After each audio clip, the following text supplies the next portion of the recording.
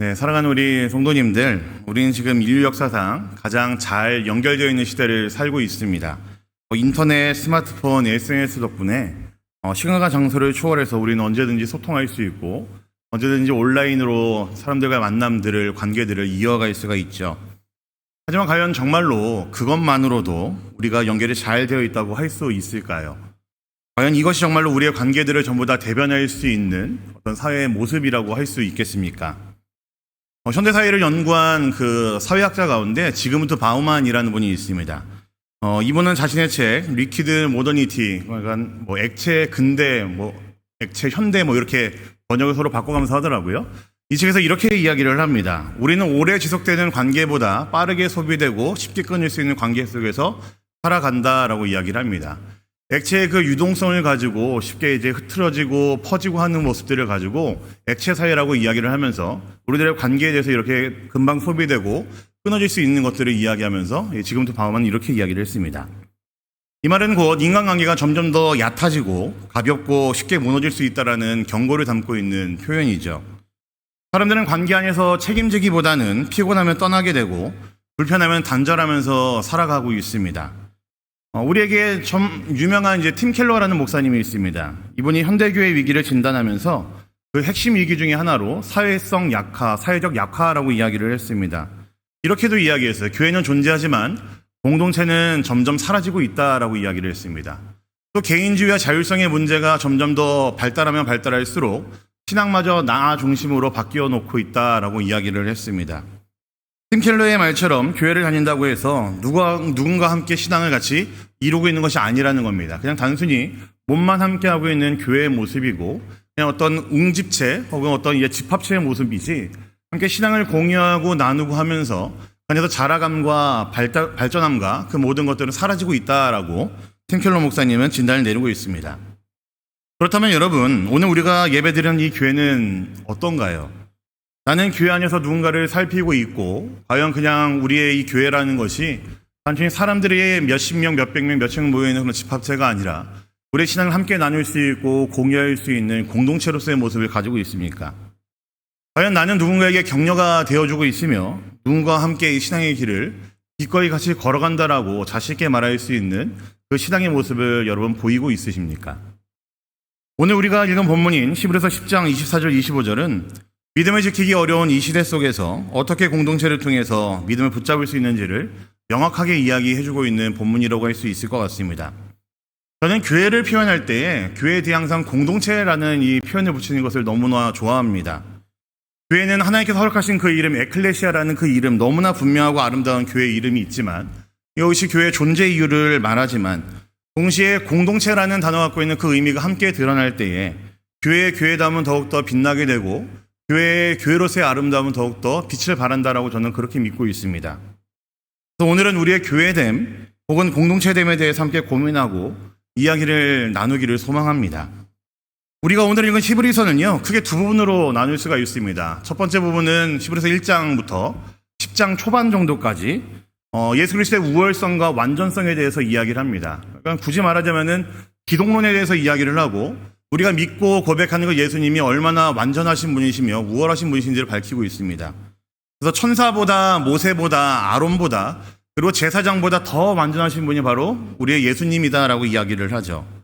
그래서 단 한 번의 제사로 영원히 우리를 구원하신 완전한 대제사장이라고 히브리서 1장부터 그 10장 초반까지 앞단락에서는 그것을 이야기하고 있습니다. 그리고 이제 10장 중반부터 마지막 13장까지는 그 위대한 구속을 믿는 이들이 어떻게 살아가야 되는지를 다룹니다. 사실은 좀 더 세분할 수 있지만 크게 두 분으로 이렇습니다. 1장부터 첫 단락은 예수님에 대해서 이야기를 하고 신학이 나와 있고요. 그 나머지 부분은 그 신학을 가지고 있는 그리스도인들이 어떻게 살면서 살아야 되는지를 다루고 있는 부분이라 할 수가 있죠. 예수를 믿는 삶은 구원의 확신에서 멈추는 것이 아니라 그 확신을 행동과 그리고 공동체로 이뤄나갈 수 있는 것이 예수를 구주로 고백하는 자들의 삶이다라는 것이 담겨있는 의미입니다. 소망을 품고 나아갈 수밖에 없는 삶으로 나아가야 됨을 이야기하고 있는 것이 히브리서 안에 담겨있는 그 주된 메시지라고 할 수가 있습니다. 오늘 우리가 읽은 이 히브리서는 사실은 누가 썼는지는 잘 모릅니다. 바울이라고도 얘기도 하고 또 다른 누군가로 얘기를 하고 있지만 명확하게 밝혀진 바는 없습니다. 하지만 예수 그리스도의 우월성과 완전성이라는 그 신학과 그 신학을 품고 살아가는 실천과 우리 삶의 모습들이 이제 접점이 되는 그 위치를 보고 있는 것이 바로 오늘 저와 여러분들이 읽은 이 본문 히브리서 10장 24절 25절 말씀이라는 것이죠. 여러분 한번 생각해 보시죠. 신학을 이야기하고 우리의 삶을 이야기하는 그 접점 단계에서 오늘 우리가 읽은 이 공동체에 대한 이야기가 나왔습니다. 여러분 과연 이것이 무엇을 의미하는 걸까요? 예수 그리스도의 완전하신 그 복음을 우리가 전적으로 믿는다고 한다면은 그 믿음은 개인의 믿음과 개인의 삶에서만 끝나는 것이 아니라 반드시 공동체 속에서 실천되어야 되고 보여야 된다는 것을 담고 있는 메시지 아니겠습니까? 내가 예수님 잘 믿고 내가 신앙생활 잘하는 것도 너무너무 좋지만 그 믿음이 정말이고 진짜라고 한다면은 나의 삶에 거룩하고 바른 모습 보여야 것도 맞지만 그 모습은 우리의 공동체 안에서 서로를 살필 때에 서로를 돌아보고 서로를 더욱더 든든히 세워나갈 때에 더 빛을 발할 수 있다는 것을 담고 있는 것이 오늘 이 본문의 위치와 본문이 갖고 있는 메시지라는 것이죠. 다시 말하자면 복음을 지식으로 받아들여서 그치지 않고 그 복음을 살아내는 방법으로서 공동체라는 것을 제시하고 있는 것입니다. 단순한 명령이 아니라 이 땅의 교회로 부름받은 우리, 공동체로 부름받은 우리가 어떻게 살아가야 하는지를 말하고 있는 부분이 바로 오늘 말씀입니다. 우리 오늘 말씀 24절을 다시 한번 읽어볼까요? 24절입니다. 네, 함께 보겠습니다. 시작. 오늘 본문에서 사용된 서로 돌아보다라는 표현은요, 굉장히 이제 깊은 표현입니다. 공동체에 굉장히 필요한 표현이 바로 서로 돌아보다라는 표현인 것 같아요. 카타노에로라는 단어를 쓰고 있는 이 표현은요, 단순히 스쳐보는 그런 정도가 아닙니다. 거기 쓱 보는 게 아니고 그냥 지나가면서 이제 보는 그런 것을 이야기하는 게 아닙니다. 관심을 갖고 깊이 있게 들여다보고 집중하면서 알아차리라라는 그런 의미를 담고 있습니다. 그냥 스쳐 지나가면서 보는 것이 아니라 굉장히 유심히 봐야 되고 관찰하듯이 봐야 된다라는 이야기이죠. 누군가를 마주쳤을 때 그의 얼굴빛이라든지 표정, 태도, 말투 등을 통해서 그의 내면 상태를 민감하게 알아차리려고 하는 그 어떤 태도와 의도가 담겨있는 표현이 바로 돌아보다라는 표현에 담겨 있습니다. 이 말씀은 성도 한 사람 한 사람이 단지 예배당을 채우는 어떤 익명의 군중이 아니라 서로를 돌아보아야 할 대상임을 분명히 말하고 있고 명령하는 우리 주님의 표현입니다. 여러분 히브리서를 받고 있는 성도들은요, 굉장히 많은 박해와 고난 속에 있었습니다. 어떤 이들은 예배 공동체를 떠났고요, 어떤 이들은 신앙을 포기할까 말까 하고 그런 깊은 고민 가운데 있는 것이 히브리서를 받고 있는 성도들이었었습니다. 그 가운데 이 말씀은 분명한 메시지를 담고 있죠. 선포입니다. 너희 공동체 안에서 서로를 돌아보라라고 이야기를 하고 있다는 것이죠. 그냥 너 혼자 그 신앙을 지키는 데 급급해하지 말고 서로 돌아보는 것도 필요하다라고 분명히 이야기하고 있습니다. 우리에게 한 공동체 안에서 서로를 돌아볼 수 있는 방법들은 저는 굉장히 많이 있다고 저는 생각을 합니다. 제 이야기를 잠깐만 드리자면요, 저는 이제 사실 참 재주가 없는 사람입니다. 저는 악기를 다룰 줄도 모르고요. 그렇습니다. 악기도 못 다루고 기타도 못 치고요, 피아노도 못 치고요, 드럼도 못 치고 잘 못 칩니다. 네. 미술 솜씨가 뛰어나지도 않습니다. 그래서 뭘 만들고 그러는 것에 있어서 제 손을 보신 분들은 아시겠지만 굉장히 뭉툭하고 크고 억세기만 합니다. 뭔가를 만들어내는데도 사실은 그렇게 큰 재주가 있지는 않습니다. 사실 다른 많은 것들도 들여다보아도 교회에 있는 여러 다른 목사님들, 교역자들과 비교했을 때 제가 갖고 있는 큰 재주는 그렇게 없다라고 저는 생각이 많이 듭니다. 근데 그런 제가 갖고 있는 가장 좋은 재주이자 저에게 은사라고 한다면은 저는 딱 하나 자신 있게 말할 수 있는 게 있습니다. 그게 뭔지 아십니까?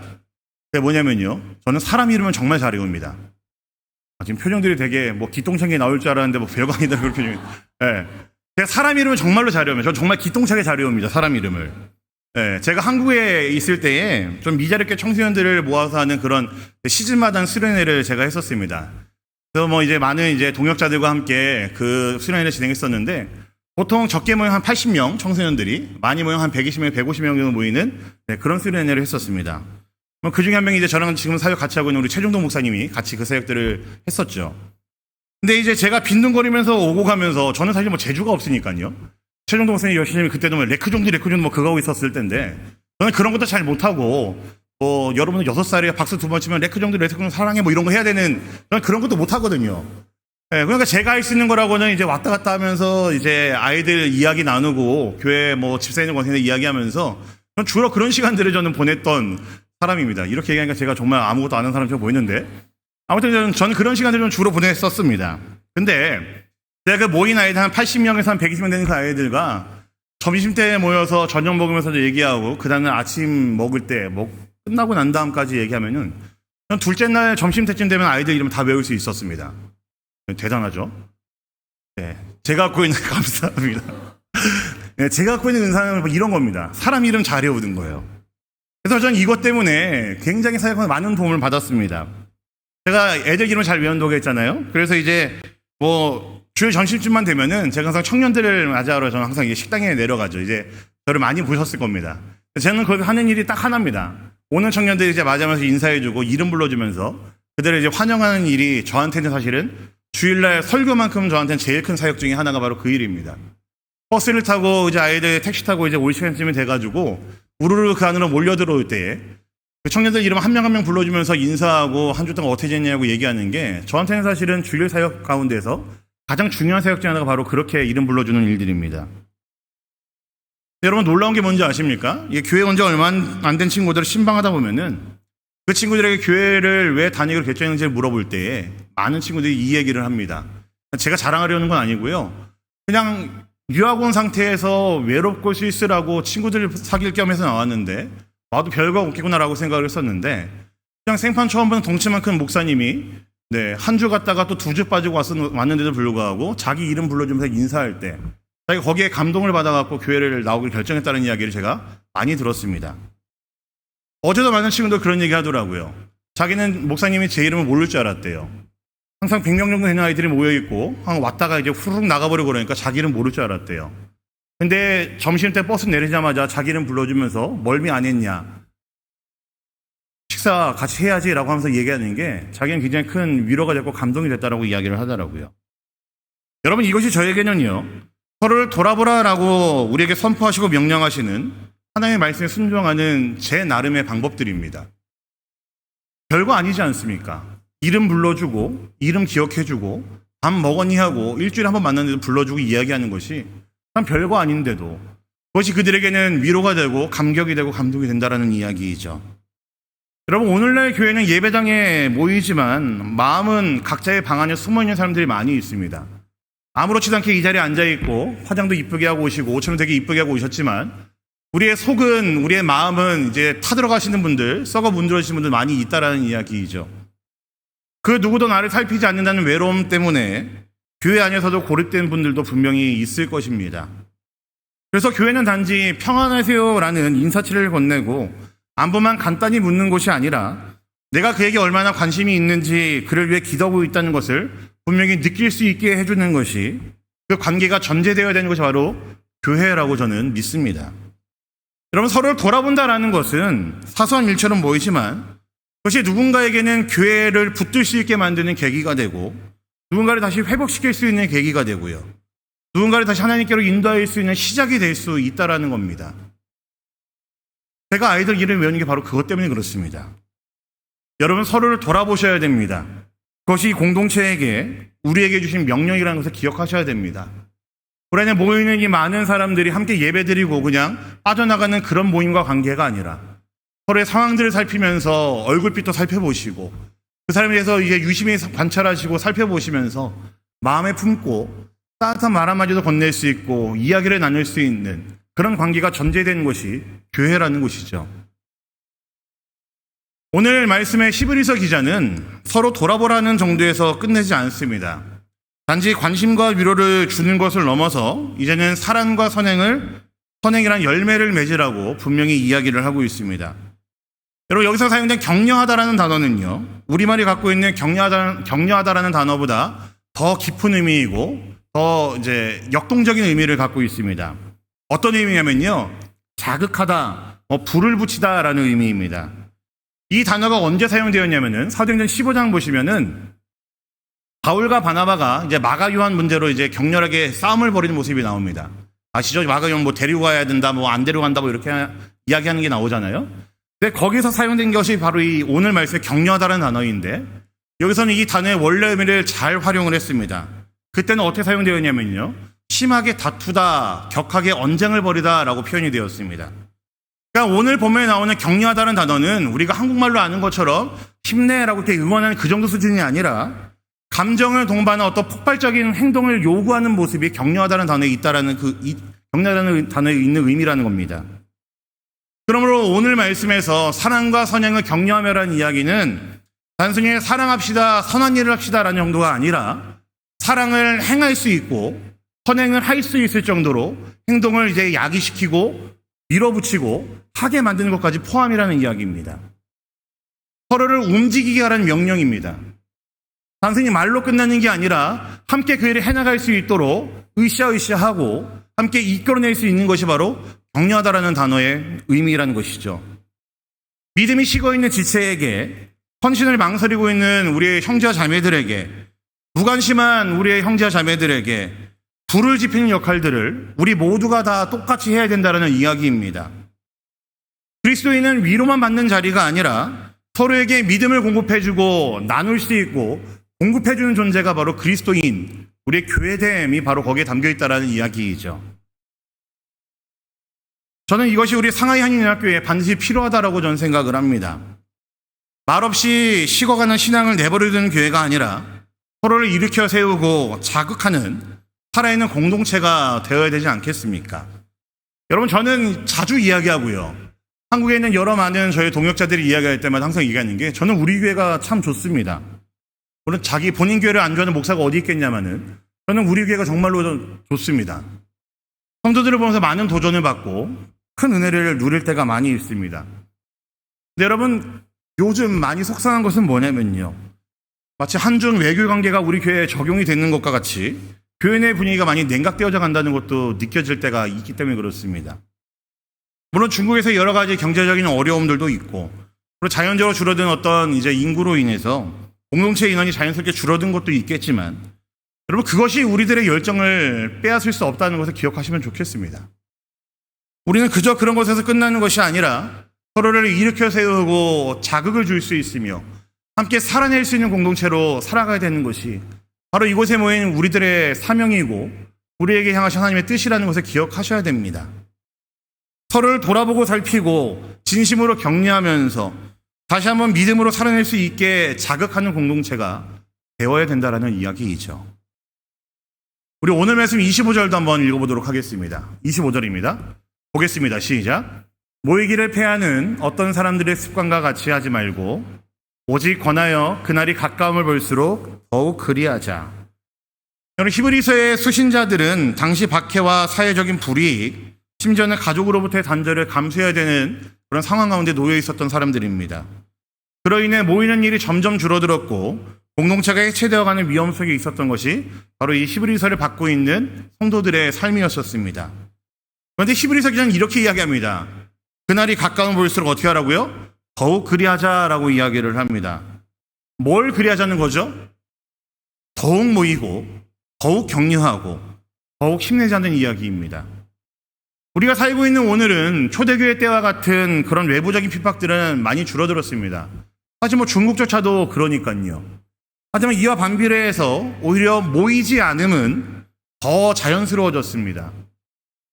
우리는 지금 뉴노멀 시대를 살고 있다고 이야기를 하잖아요. 코로나 이후에. 온라인 예배, 줌으로 하는 송출 같은 것들, 모임의 방식이 다양해졌고 이것들은 참으로 교회에 큰 유익을 준 것은 맞습니다.